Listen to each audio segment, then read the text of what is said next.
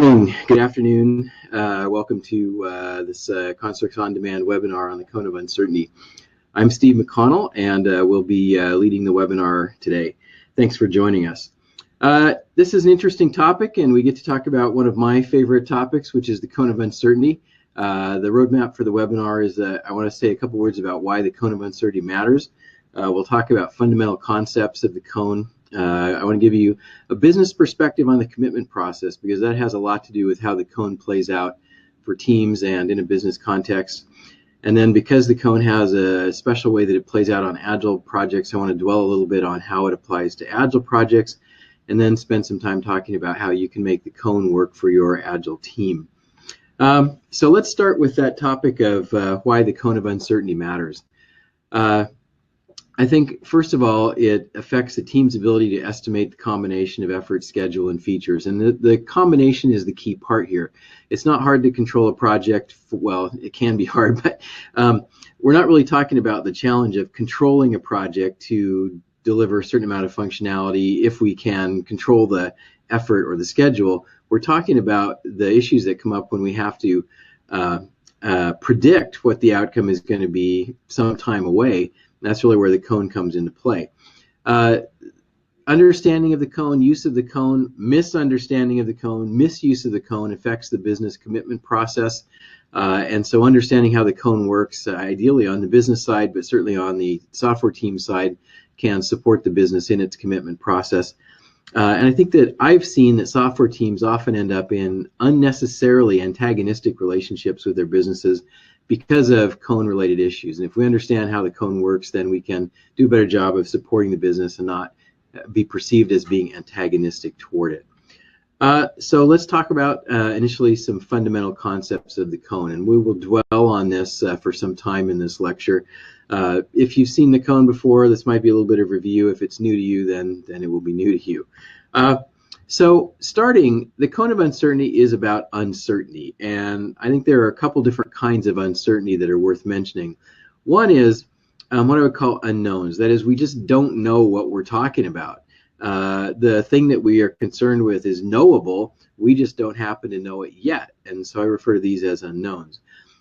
There's another kind of uncertainty that really isn't about unknowns. It's just more about variability, and that just says that different people have different capabilities on different days. Different teams have different capabilities on different types of work. Those capabilities can kind of ebb and flow over the course of the project, and so that variability is a source of uncertainty too. And so there's interplay between unknowns and uncertainty, and in fact, or rather unknowns and variability. And in fact, there's variability in how teams attack unknowns. So that feeds into the cone as well. If we look at examples of kinds of uncertainty, we have uncertainty in, well, what's the product concept in general? What in general are we even trying to build for our customer? If we have a specific idea and a certain idea of the product concept, we still have uncertainty about specific features. How many are there? Which ones are more important? Will the customers actually want them when they see them? If we build one version of the feature, will they actually like that? You know, even if we are trying to involve the customer every step of the way, the act of building the software is disruptive to the customer's understanding of what they want. And so even after we build what they thought they wanted, they might turn out to want something different. So that can be a source of uncertainty. Design efficacy is an issue. We have research that says different designers presented with the same design problem specification will come back with designs that vary by on the order of a factor of 10 in the code volume required to implement those designs. So does your team happen to come up with the 1x code volume solutions or the 10x code volume solutions, or more of a mix? Well, depending on how that shakes out, we can end up in a different with different outcomes in terms of the size of the project. We can certainly have unexpected problems that come up. Just every software project has risks, and so that's a factor. And then we have variation in individual and team productivities, and so that can feed in uncertainty to the project as well. The cumulative effect of all of these sources of uncertainty is what I have called the cone of uncertainty. And the cone basically looks like this. In a diagram where time generally goes from left to right, and the vertical axis represents the variability that is present in the project at a different points in time.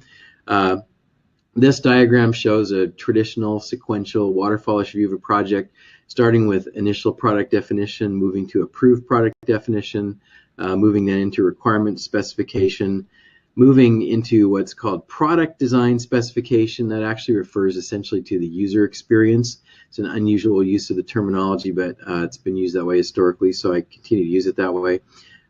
Detailed design refers to the technical design, and then product complete. And so we can see that the cone narrows as we work our way through the project. Now, what is the cone about? Well, it's about project scope. And it can be about any of the factors of effort, size, or features.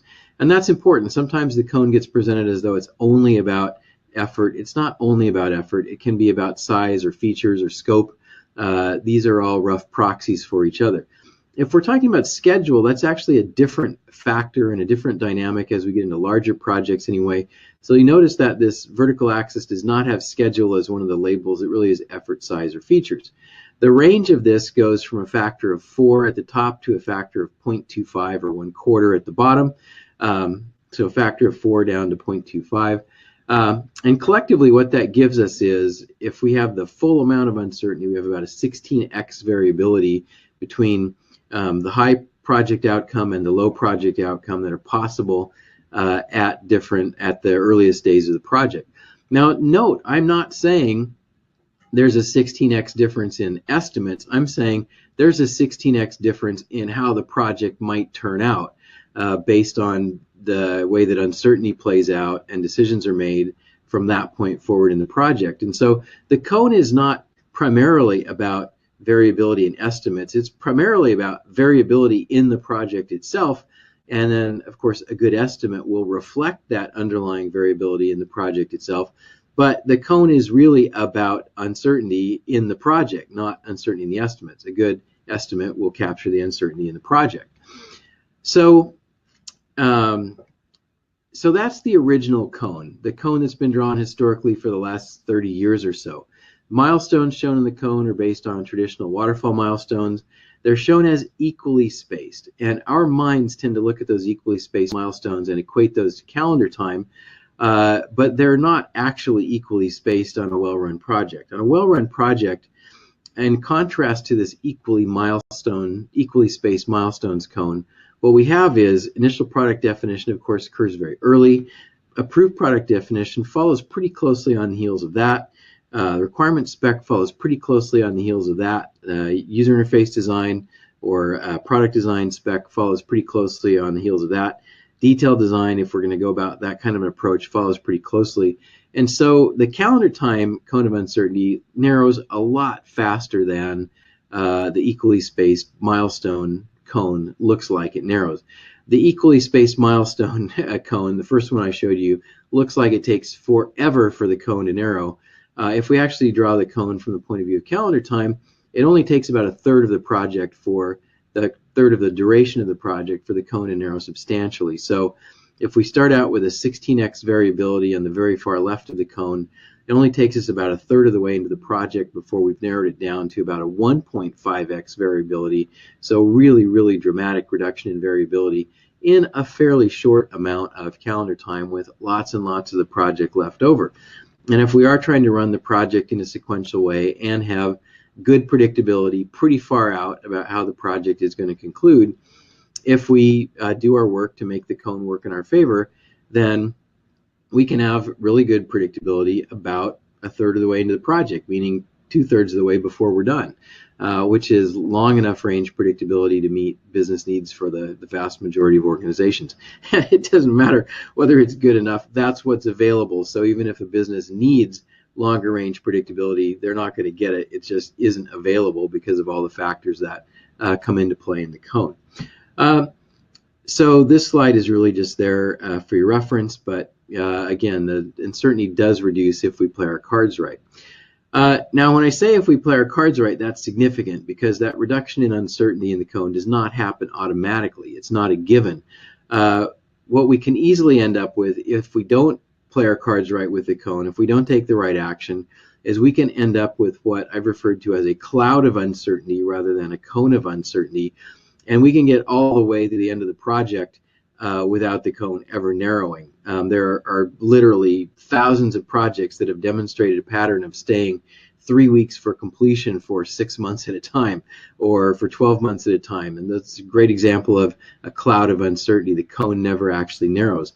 So in practice, we probably find as many examples, if not more examples, of cloud of uncertainty than cone of uncertainty, because project teams don't do what they need to do to force the cone to narrow, and so they end up not getting better predictability over the course of the project. It stays poor all the way through the course of the project, because they don't attack sources of variability and don't attack the underlying causes of why there was a wide end of the cone in the first place. So what we have to do is we have to actively attack sources of uncertainty, and that will cause the cone to narrow if we do that. So the way that we do that, generically speaking, is we do things like basically work through the milestones in the generic version of the cone. So the first thing we do to reduce that cloud of uncertainty and force the cone to narrow is come up with some sort of product definition. And that product definition is going to define in general terms of what we are going to do, but at least as significantly, if not more significantly, it's also going to define what we're not going to do. And so defining what we're not going to do removes some of that uncertainty and forces the cone to narrow. We then go into detailed requirements. And again, we decide what we're going to do, but we also decide what we're not going to do, and reducing that variability forces the cone to narrow. As we get into product design, I really don't like this combination of the way this is set up. I think that if we've learned one thing about requirements over the last 30 years, we've learned that if you talk to users and give them a textual description of what the requirements are without putting some sort of a live looking user interface prototype in front of them, then whatever requirements you think you have, you don't really have. So I don't like this separation of product design and detailed requirements as separate milestones, but that's the way the cone's been drawn historically, so I've continued to draw it that way. But anyway, when we get the combination of detailed requirements and product design together, now we actually have narrowed the cone a lot. We've narrowed it down from a total of 16x variability down to about a 1.5x variability.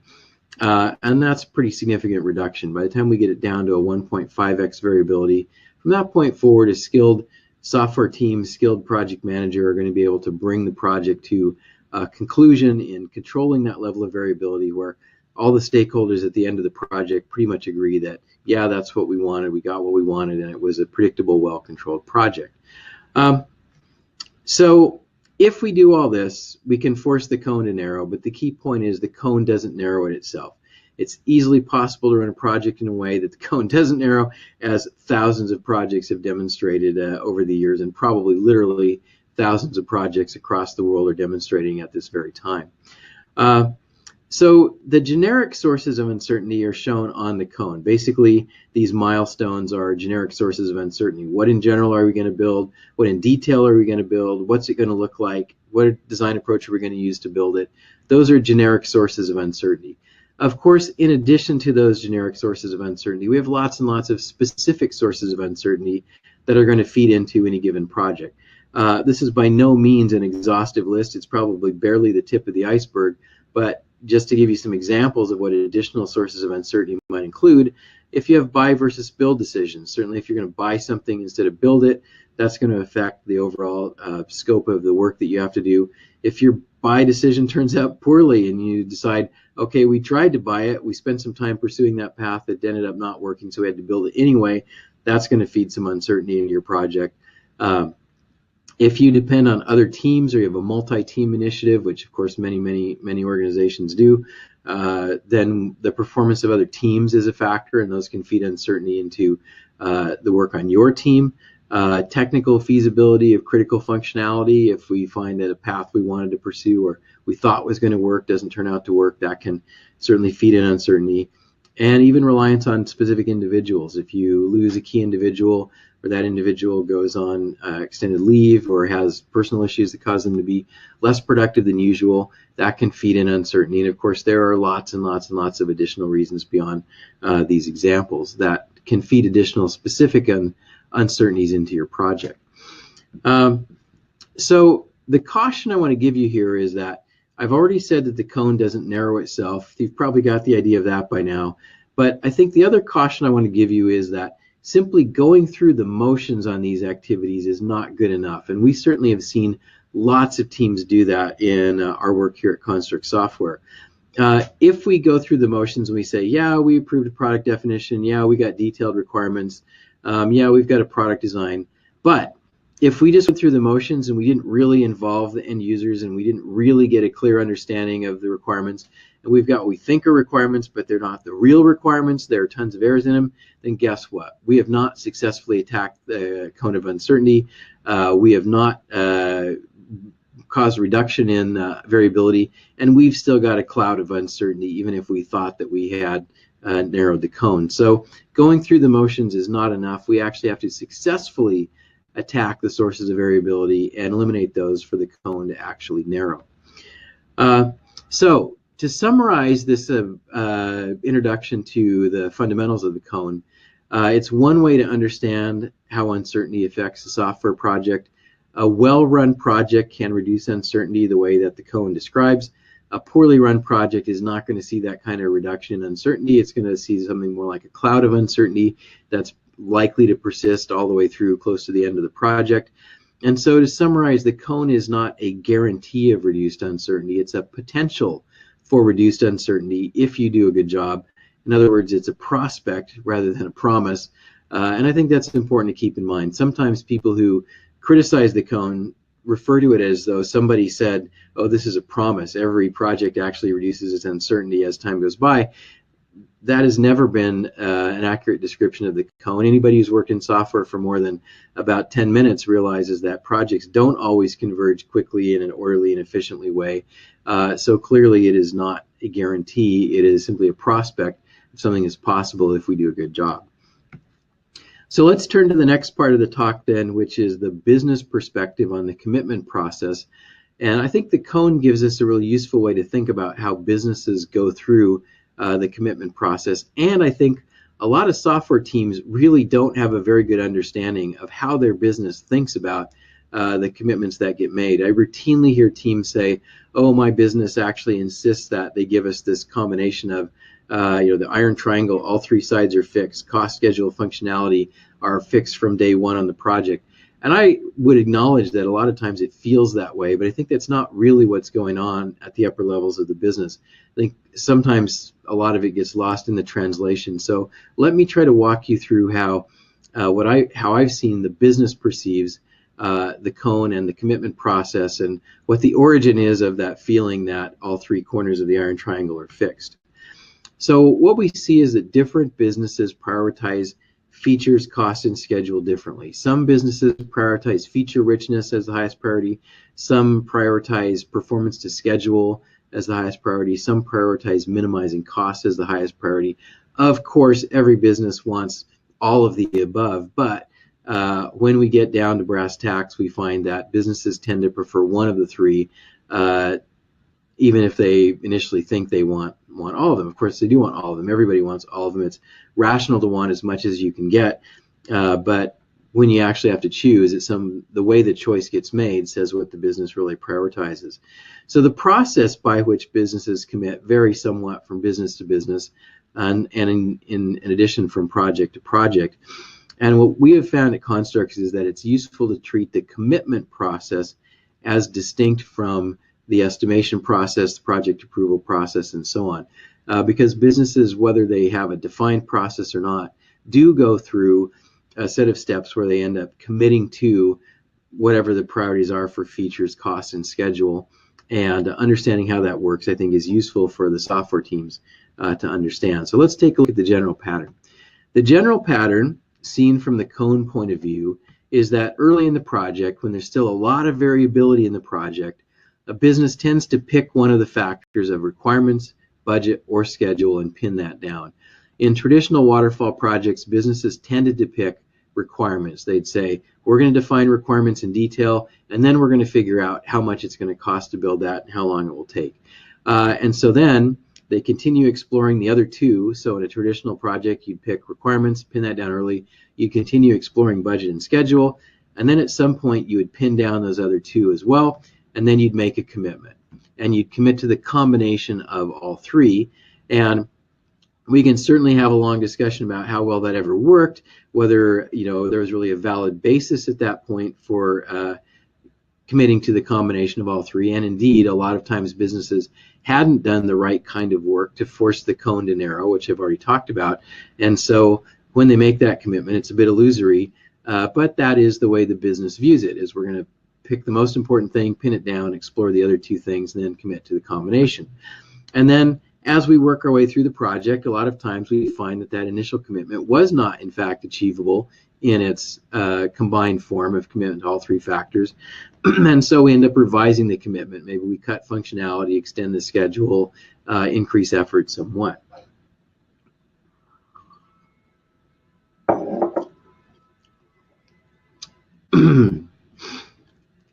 And this slide really just summarizes what I was just talking through. So, and as I said, in a typical waterfall example, requirements are committed early. We then engage in additional exploration, and then at some point all three are committed. So I think one thing that is important for software teams to understand is that executives actually do realize that the commitments are not absolute. They realize that their software teams are not omniscient. They are aware that there's a cone. They're the ones who actually have to look at all those project overruns and the history that most organizations have of project overruns. They're the ones who have to approve the budget overruns. They're the ones that have to talk to key clients and tell them they're not going to be able to make it because they were behind in their schedule or they missed their estimates. So believe me, executives are acutely aware that there's variability and uncertainty and that the teams don't always meet their commitments.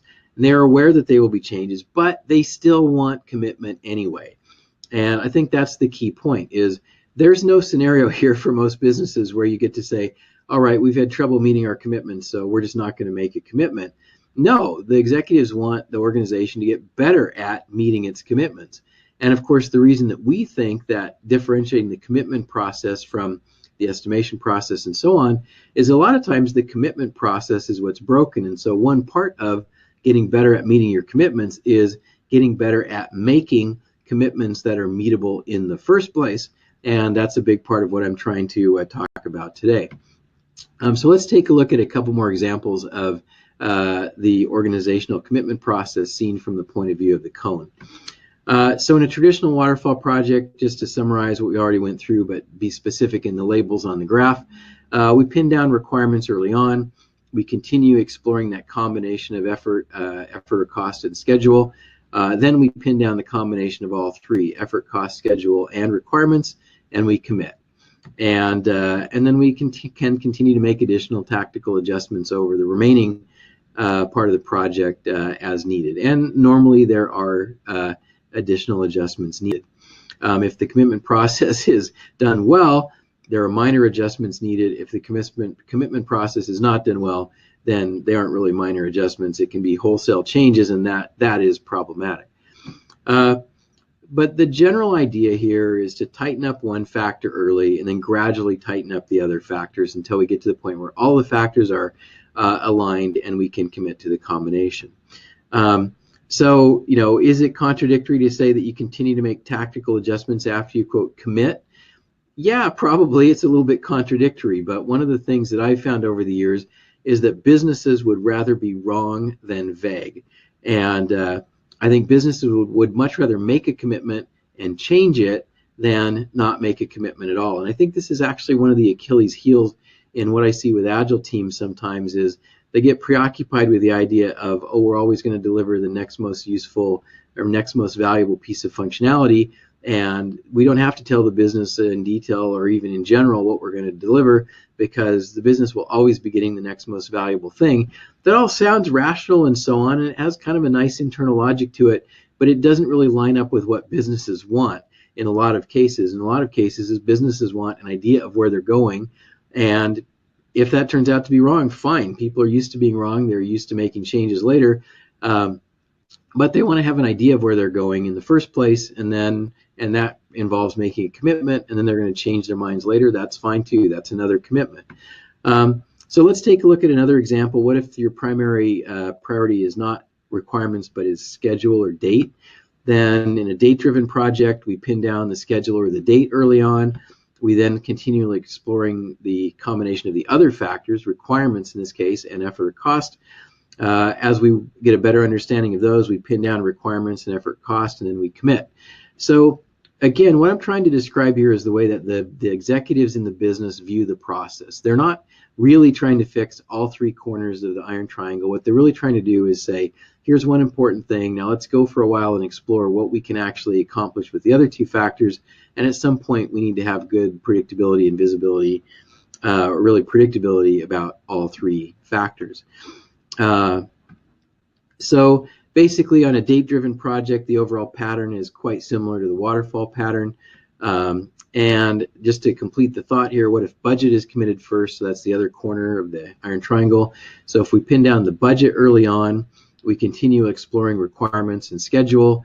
Then we pin down the requirements and schedule. So the basic pattern here is pick one factor, pin it down, let the other two factors vary a little bit, get a better understanding of those, refine those, and then commit. And then if we need to make additional tactical adjustments later on, we will. And this all can work pretty well, no matter which of the three factors, or no matter which order we pin down the factors, if we have a well thought out commitment process supported by good work that's actually attacking variability and forcing the cone to narrow. Any of these approaches can work fine if they're executed well. And of course, in real life, sometimes they're not executed well. I would say in real life, they most often are not executed very well. And that creates problems downstream because we're not making minor adjustments. We end up making wholesale changes. So what if nothing is committed at first? So let's take a look at that one.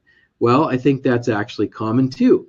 And I think the way the executives view this is to say, we've got some general concept of the general business problem we're trying to solve, the general requirements, generally how long we think that we can allow for that, and generally how much budget we want to allow for it. So we continue to explore optimal combination of requirements, budget, and schedule here. And then at some point we get to the point where we pin down what the business is hoping is an optimal combination of requirements, budget, and schedule here, and then we make a commitment. And this is, I'm not saying this always works. I think this often doesn't work, but I am saying that this is the way that the upper levels of the business tend to view this scenario, and it's not an irrational way to view it. It actually is quite a rational way to view it, but it does require that really good work is done all along the way that attacks sources of variability, and a lot of times that work is not done. And I think in this scenario, this last scenario where everything is variable, it does in fact often not give enough direction to the software teams about what the business objectives really are, what the business constraints are. So while I think this all kind of makes sense from the top level business point of view, I think it does actually typically result in a failure to direct the teams and probably produces the worst outcomes in general. So, you know, the executives aren't doing this because they're stupid or lazy. They're doing this because they don't know what the optimal combination of requirement, schedule, and budget is. And what they think is that if we apply some pressure to the teams, that will basically force some prioritization. And by trying to force some prioritization, they think we're going to get a better solution because we will have forced an optimal combination of schedule, requirements, and budget. I think that's a good theory. I think it doesn't tend to work out very often in practice. But you know, if you're in the software team side of this, the developer side of this, realize this isn't an irrational thought on the part of the executives. It might not be a very sophisticated thought on the part of the executives. It might in fact be a case of if your only tool is a hammer, the whole world looks like a nail. And you know, sometimes applying pressure is one of the main tools the executive has. But it's not irrational. There's a rational thought here, and it is possible to respond to this in a constructive and rational way that executives will actually appreciate if we understand what they're trying to accomplish. So, what are the exceptions to the rational, healthy process? Well, I think I've kind of talked through this, but just to make it official, a lot of times the business believes it is committed partway into the project, but the work was not done adequately in the wider part of the cone to force the cone to narrow, and so what we've really got is not a narrowing cone of uncertainty. We've got a persistent cloud of uncertainty, and so the project blows up and the commitments aren't honored, and the project team has to tell the leadership, the executives, that they're not going to meet their commitments. But then the executives have to tell everybody else that they're not meeting their commitments. So they have to tell their customers or the market or whoever that they're not meeting their commitments, and they have to revise financial projections and so on and so on. So there's lots of pain for everybody in this scenario. And if the technical teams believe they're the only ones experiencing pain from this, they're not. The executives are experiencing pain too. And we would like to find a way out of that, which I think can be found through more judicious and capable, competent use of the cone and attacking those sources of variability. So I think, as I've said, the motivation in general is rational. The process can be healthy if it's well executed, but it's not often well executed. The role of the cone in these scenarios really is to help the teams determine and the business determine whether the commitment is achievable. If we do high quality work to force the cone to narrow, that will help, but it does take time, effort, and competence to do that work. If that work is not done, the cone will not narrow, and the business will meet its commitments.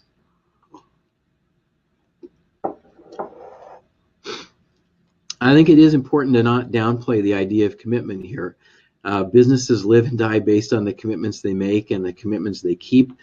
The idea of not committing, I think, is an anathema to most businesses and most executives. The idea that we're just going to kind of take a lackadaisical approach and we'll do what we do and maybe we'll end up with something and maybe we won't. That's really how businesses perceive teams when the teams are not willing to commit. And so your business might in fact be different. Some businesses are different. Some businesses truly do just want to keep delivering the next most valuable thing and do that on an ongoing basis forever and ever, and that's fine. My suggestion here, my strong advice here is just don't assume that your business operates that way. Ask your business. Find out, how does the business want you to operate? Do they value predictability? Do they value a narrowing cone where you're going to know far in advance what you're going to accomplish? Or do they really benefit from, and is the business strategy one of just always doing the next most valuable thing, not having a very long horizon on knowing what's going to happen? And I think it's always useful to talk to the business and ask them. If nothing else, they'll appreciate the fact that you're asking them, trying to understand what the business objectives are and then trying to meet them. So, the mere act of asking the business what it wants is actually a positive thing. And I think it is also important to understand that the business itself doesn't always have clear priorities about what it wants. And, sometimes we can have a little bit of a double standard as software professionals. We can say, well, how could we possibly estimate anything accurately when we don't even know, exactly what we're going to build? And we give ourselves a lot of slack in terms of the estimation area, but we don't give the business equivalent slack in terms of it not knowing exactly what it wants to build. And that really is a double standard. I mean, a software process is a learning process where the technical team is learning the technical issues, the design issues, the technology issues, the capabilities of the team, the detailed design and implementation. But the business is also learning as well. The business is learning about the requirements details, especially if it's a system they haven't built before. They're learning about the general concept and about the detailed requirements too. And so we have to respect the fact that everybody is learning. It's not just the software team, it's also the business. And so this is one reason that businesses don't want to commit too much sometimes or early on, but they do want to make a commitment at some point. We also see that businesses appear to shift their prioritization once the project is underway. And this just goes to the whole idea that a software project is a learning experience for everybody.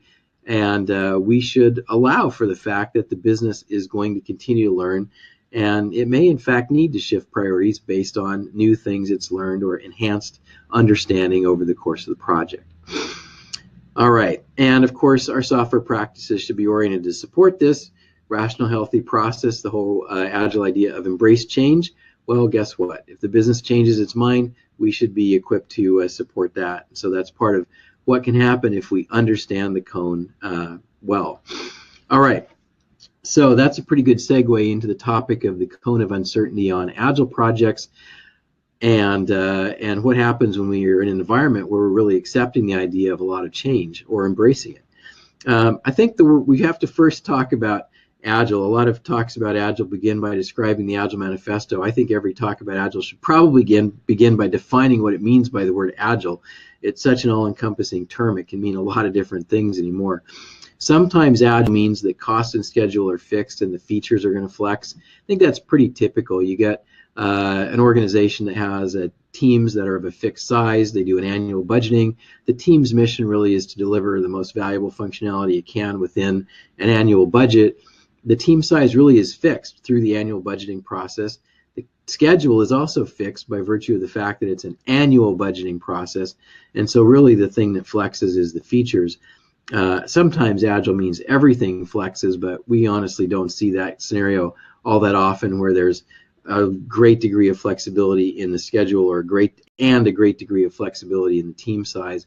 It mostly is this first description of cost and schedule are more or less fixed, and then the features are what varies. So for that flavor of Agile where the features flex, we have to understand that all projects are subject to the cone in some way or other. And some kinds of projects just accept cones that never narrow. So they just accept that they're going to live with a cloud of uncertainty. But if your business needs or values or benefits from predictability, it can be useful to understand how to make the cone work for you, even if you're not doing traditional waterfall development, which most teams these days really are not. So basically what happens on an Agile project where the features are flexing and the costs and the schedule and budget are fixed is that we get a cone, but the cone is about variability in the features rather than about variability in effort, cost, or schedule. So remember this description of the nominal cone. If you look at that upper, the y-axis label, it says project scope, effort, size, or features. So what we're going to say is that the Agile cone is really about variability in features, not so much about effort rather. And so what that means is if we want to redraw the cone from a feature point of view, very early in the project, we start out with an idea of some features that we definitely know we have schedule and budget for, some features that we definitely know we're not going to have schedule and budget for. Maybe they're okay ideas, but they're not good enough to make the cut even early on. And we've got a whole lot of features that are on the bubble that are essentially in the middle of the feature cone of uncertainty that we may or may not have time and schedule, or rather time and effort, time and budget for. And as we work our way into the project, we increase typically the number of features we realize that we have schedule and budget for. We probably increase the number of features that we don't have schedule and budget for, and the number of features that are on the maybe list gets smaller. So our feature cone of uncertainty, which is really shown by the yellow bars, is decreasing as the project goes by. And that pattern continues as we work our way through a project until we get to the point where we declare the project to be done. And at that point, we've got 100% of the features that are either in or out, but we have no features that are in the maybe column at that point because we're done. And so the feature cone of uncertainty, the Agile cone, if you will, looks like this. It's the yellow bars, the features that we might or might not have time for. And the same dynamic applies there that applies to any other version of the cone, which is there's a lot of variability early in the project depending on all these sources of uncertainty that feed into the cone. And if we actively attack the sources of variability, actively attack the uncertainty, then we can force the cone to narrow as the project gets underway. Same as any other cone. So the punchline here is that the Agile cone basically just turns out to be a standard example of the cone. It's just one in which the features are variable rather than the schedule or the effort. So if we look at the non-Agile project commitment process, which we just talked about a few minutes ago, we're going to, in general, pin down one of these factors, requirements, budget, or schedule, continue exploring the other two, pin down the other two here, combination of all three really, make a commitment, and so on. So let's take a look now at that the second type of Agile projects where everything flexes over the course of the whole project. And, the key feature of the non-Agile commitment process is that at some point in the project, all three variables of cost, schedule, and functionality get pinned down. So at some point, we make a commitment. So what does a truly Agile, one where everything flexes, look like? Well, it looks like this. we pin down budget and possibly schedule. We pin down budget and possibly schedule early on, maybe. Then we deliver incrementally and rapidly and transparently as possible for the remainder of the project. And we never actually pin down requirements, and possibly we don't even pin down schedule until the project is done, if in fact it's ever done. It might be an ongoing program rather than a project. And so do we ever actually commit in this scenario? No, we never actually commit. There's no commitment other than a commitment to a process. We don't commit to a result or an outcome. We commit to a process of we're just going to deliver the next most valuable thing. We remain flexible for the duration of the project, and so we don't get any narrowing of a cone. We have a cutoff point where we just say, okay, we're done, that's what we got, but we never get to a point where we have longer range predictability about the combination of cost, schedule, and functionality. And so in terms of the cone on Agile projects, if we don't care about predictability, then we don't really need to try to force the cone to narrow, and it can be perfectly valuable to the business to just deliver things in descending priority order. But what we have seen is that a lot of businesses express a pretty high degree of frustration with that approach, that the businesses do want some level of predictability. They do want the teams to commit to something. And indeed, a lot of business case planning is based on some at least loose calculation of return on investment. And so to know what that's going to be, you have to be able to know what the functionality is. You have to know how much the market's going to value that functionality, or how much your business operations are going to benefit from that functionality. So it's really hard for the business to go through any kind of business case planning without having some idea of what's going to be built, how much it's going to cost, and how long it's going to take. So while some businesses are fine being that flexible, in our experience, most are not. And so it doesn't end up supporting the business's need for flexibility.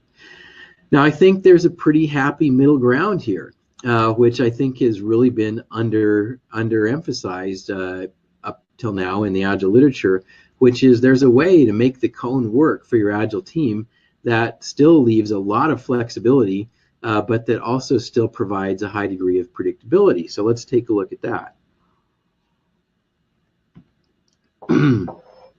So I think Agile is sometimes misinterpreted as refuse to commit. Of course, Agile doesn't mean refuse to commit. It means respond to change, and those are not the same thing. So okay, sorry for a second here. I had my assistant come in and tell me he thought the slides weren't changing. As far as I can tell, it looks like they are in the control panel. So if they aren't changing, I apologize, but if they aren't changing, we'll make the slides available to you after the presentation. Okay. All right. So so I think a good approach for an Agile team is one that allows the team to commit and also to respond to change. So the question then is, how could we use the cone to support an Agile approach to project estimation? That is, how could we gain predictability without losing agility? So that's a really good question, right? If we could have the combination of predictability and agility, that would give us the best of both worlds. And I think that's actually quite possible. So let's take a look at how we could do that. Number one, we commit to a budget. And organizations, most organizations, the vast majority of organizations do budgeting, so that's important. Number two, we commit to a schedule. And Agile projects, we're typically doing that anyway because we're at the longest bound to an annual budgeting cycle, and sometimes we're bound to shorter kinds of schedules as well. So we commit to a schedule. And then number three, we commit to a feature budget in story points. But we don't fully commit the entire feature set. We might commit to a portion of the feature set, but what we do commit to is a feature budget. And then we allow the specific features to flex. So to take a look at an example, let's say we have a budget of 30 staff months, so 30 man months, if you will. I prefer staff months. We have a schedule of 6 calendar months, and we commit to a feature budget of 450 story points. Now, we're undoubtedly going to have some idea of what's in those 450 story points. We might have defined epics that we think we want to deliver. but we haven't actually unpacked those epics yet, so we're not sure how many story points they're going to unpack into. We might have a fully committed list that's a detailed, fully story pointed list that adds up to 450 story points. We commit to that. The point is, though, that we're not committing necessarily to that exact feature set. We're committing to a feature budget of 450 story points. Maybe there's an initial expectation or a preliminary plan of what features are going to go into those 450 story points, but that's not really the commitment. The commitment is to the scope, not to the details. And then we allow specific features to flex. We have an idea of what area we're trying to deliver software in. We work collaboratively with our customers. We let the customers direct us in terms of delivering the most valuable functionality we possibly can for that feature budget of 450 story points. And I think this really gives us the best of both worlds. We are making a commitment early on. We are giving predictability about budget, schedule, and scope, and the general type of functionality we're going to be delivering, but we're remaining flexible so that we can let the business change its mind and ideally improve its idea of what it wants us to deliver within that feature budget of 450 story points. So the way this works basically is, to go back to the cone example, is early in the cone we're committing to the combination of 30 staff months and 6 calendar months. We're also committing to 450 story points. Now, of course, that's going to depend on the team size and what the team's observed velocity is and stuff like that. And we're going to commit early. We can actually commit earlier than we could in a traditional waterfall project here, because we don't have to pin down all the requirements details for this approach to work. And then we're going to maintain flexibility over the course of the project on the requirements details so that we can satisfy the business as well as we possibly can. So, and it's fine if we accept changes later. As I said earlier, I think businesses would rather be wrong than vague. And so if we plant a stake in the ground early on and say, here's what we think we're going to deliver. This is a budget of 450 story points. We can deliver this general type of functionality for that 450 story points. Then as the business has better ideas and changes its mind later, we have a framework that we can accept those changes within, which is to say we've got the budget of 450 story points. And then, of course, if the business wants to expand the project, add budget, go to more than 450 story points, we can always do that too. But that's an example of allowing the business to change its mind, but we don't avoid making the commitment in the first place.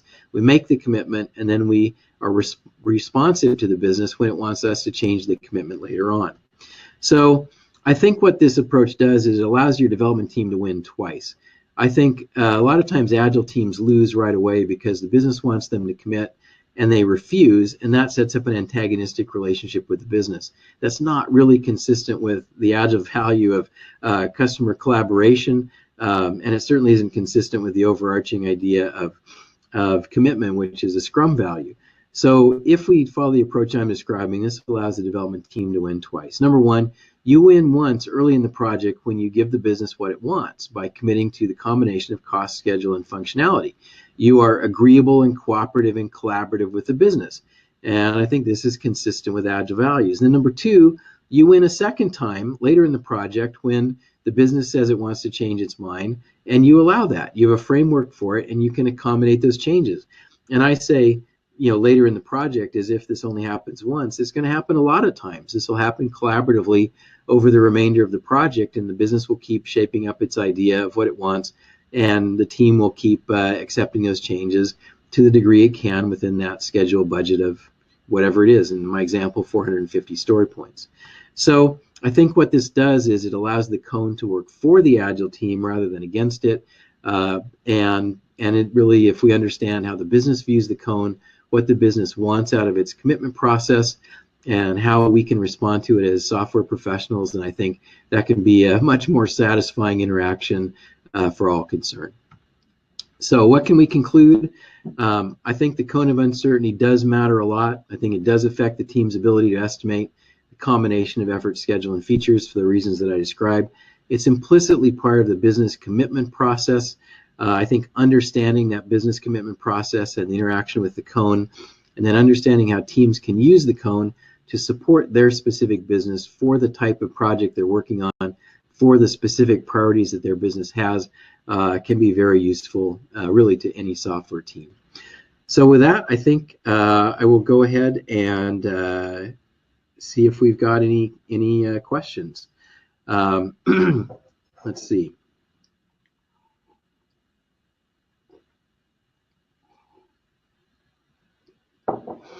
All right, so we have one question that says, where in the cone does a typical enhancement project start? Is it really all the way over on the left side?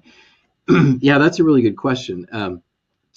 As the diagram showed, we've got on the far left is initial product concept, and then it moves into product concept, and then it moves into requirements, the combination of requirements and user experience.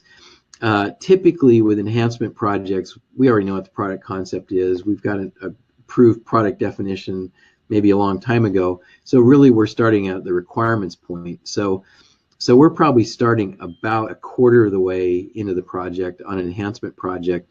And the job typically there is prioritize a long list of enhancement requests and then make those enhancements. So for that kind of project, rather than having to work a third of the way in before the cone narrows, we're already starting a quarter of the way in. So we're really like working more like a sixth of the way in. And it doesn't take as long for the cone to narrow. There can be another source of uncertainty that I didn't mention that does come up often, especially for in-house projects, is basically politics. And if we've got different stakeholders that have different levels of influence and want different things out of the software, sometimes those enhancement projects can be subject to a high degree of uncertainty just because of the organizational politics. And so even though we're starting, in theory, we're starting further into the cone, when in theory the cone should be narrower, if we've got a heavy political overlay on the requirements work, that can actually introduce a lot of uncertainty in the cone too. And we've certainly seen many projects where we think we've got the requirements pinned down, we get partway into the project and the organizational politics change. And that would be an example of thinking we've gone through the motions but not really attacking those sources of variability. And if the source of variability is politics, sometimes it's not even possible for the software team to successfully attack that source of variability, and you just end up having to live with it. All right, let's see what other questions we've got.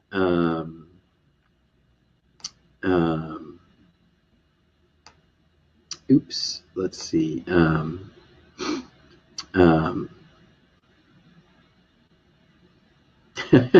Yeah, I see lots of comments about asking me to hide the hide symbol. Sorry about that. Let's see. So here's a question. I think we've got time for one or two more. If you are dealing with customers and you have a contract in place, the customer needs us to commit on list of features. Yeah, I think that's right. This is, I actually think that third-party contract relationship is probably the most difficult estimation scenario that's out there. And it's difficult because there really is value to the customer in committing to the combination of cost, schedule, and feature set early on. But that doesn't change the fact that there's a cone of uncertainty and you've got lots of variability, and there's no magic wand that you get to wave because you're in a third-party contract relationship that says, okay, all the uncertainty is gone and all the variability is gone and we're not going to have to deal with it. No, it's basically a business decision that says, how much variability are we going to tolerate on our side? We might have a contract that says we're committing to cost, schedule, and functionality, but we're basically, with an awareness of the cone, going to be taking on business risk based on, if we're trying to make that commitment to cost, schedule, and functionality when we're still in the wide part of the cone, what we're doing implicitly is making a business decision that we're going to take on a high degree of variability where we might actually lose money on the contract because we're making a commitment when there's a lot of variability in the cone. Historically, some organizations have been pretty successful going to like a two-phase acquisition process where we get paid for phase one to fully develop the set of requirements, schedule, and budget, and then get paid for phase two, where we give a fixed price bid for the rest. I think this is a problem. To give a fairly short answer to what really deserves a much longer answer, that scenario is not a scenario that we can address purely from the cone point of view. The cone will help us understand the nature of the challenge we're dealing with, but we're going to respond to that not by somehow making the cone narrow faster than it does in any other context. We're going to respond to it through control rather than through prediction approaches. So we might move to a two-phase contract approach. We might move to a different contract structure that just says, look, there's variability here, but we'll share the risk, and so we'll move to a contract structure that's something like cost plus fixed profit or something like that.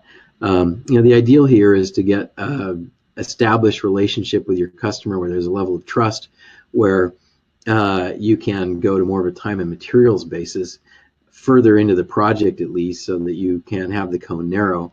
But that can be difficult. A lot of companies never get to that level with their customers. So that's a very tough question. I want to acknowledge that it's a tough question, and there's not a super great answer where I can say, oh yeah, just do this and you won't have any problems. It's always going to be challenging.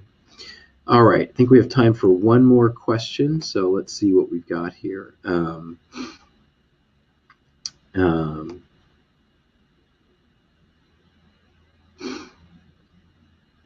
Yeah, so this is a good question. You mentioned that many teams suffer from going through the motions of getting requirements, detailed design, and so on, but in reality, they're not ready for prime time.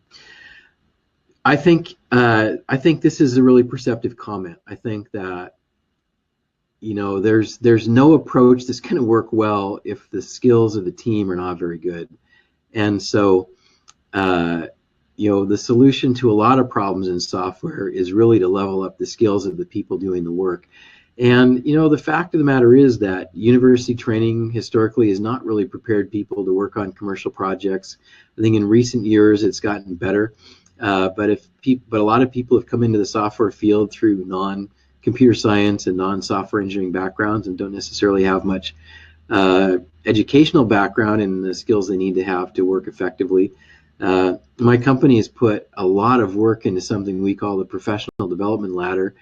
You can find white papers on our website that describe it, including some pretty specific career pathing information for different specializations like software designer, software architect, scrum master, agile coach, tester, quality manager, technical lead, technical project manager, and so on.